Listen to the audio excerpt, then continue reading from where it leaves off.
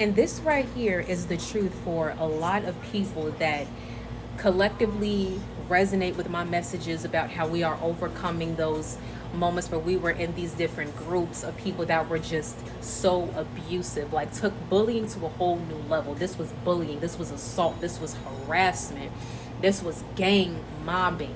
Okay. And collectively, what happened is the version that you are today and the version that you were then when all of this happened is two totally different versions of you. It's like a whole complete 360, complete turnaround. You know, like a lot of you, a lot of us don't even look the same. You know what I'm saying? That we were when we were that old version of ourselves. But that old version of ourselves endured a lot. We endured a lot, and it's like our heart breaks for them because of what they had to endure, because we didn't have the strength and the power and the voice that we have now. But here's what you got to understand. Here's what we got to really, really understand and face the reality of this, is that it didn't matter that we did not have the strength back then or the voice back then to stand up and defend ourselves, because anytime you have a group of people coming against one person at one time, you're not going to have a person that's going to be super pleasant about it. That's a natural human response, okay? Natural human reaction. But and it is difficult to process what's happening to you really when you have so much coming at you at once that you're not trying to process everything.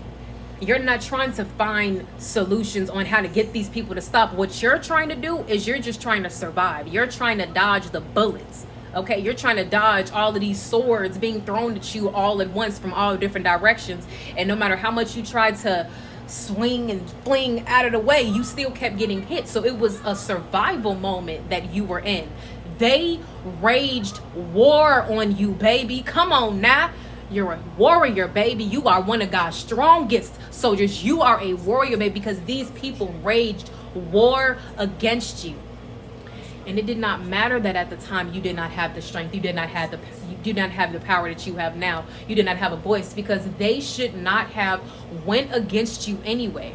They had no business treating you the way that they did. They had no business spreading lies about you. They had no business abusing you. They had no business ganging up on you.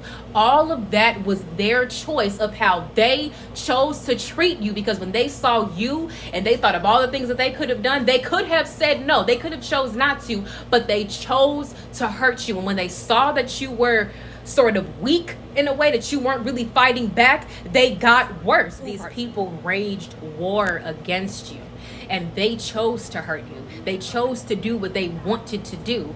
When they saw that you were more vulnerable and you were more meek, they chose to use your vulnerability against you and exploit you for your vulnerability. They used your special, unique gifts and power that you have against you, because your vulnerability is a gift. Your vulnerability is a power. It's what makes you powerful. They used it against you. These people did not care that they were outnumbering you. They did not care that you were standing there by yourself, and it was all of these people at once raging so much negative energy at you. You just see angry faces, yelling, and a lot of yelling and screaming and fighting and insults, just in so much negative energy, so much darkness being thrown at you. And it's like you have all of this light, and these people were just throwing so much darkness on you at one time, and that was their choice. You were unaware of the light that you carried at the time, although they could see it.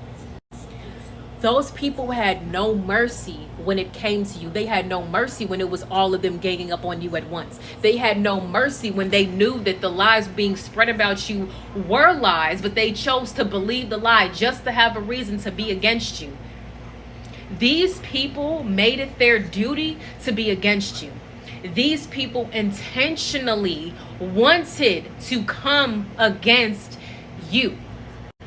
So it does not matter that you did not have that voice, because they should not have been trying to trample all over your voice and take your voice away from you and stop you from speaking up about what was happening to you. They had no business doing that. They had no business going against you the way that they did, for as often as they did and as severe as they did.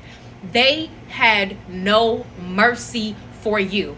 And listen, we can take our accountability and we can know that if we would have been stronger, then we could have fought it off. We can take our accountability to know to never let something like that ever happen again, because we learn from that. We can take the pain, turn it into power. We can learn from that experience and have the wisdom that we overcame.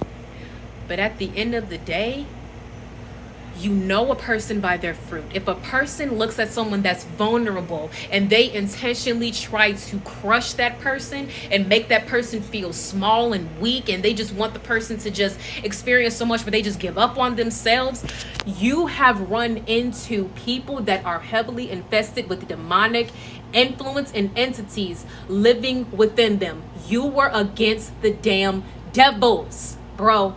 That's why it's no mercy.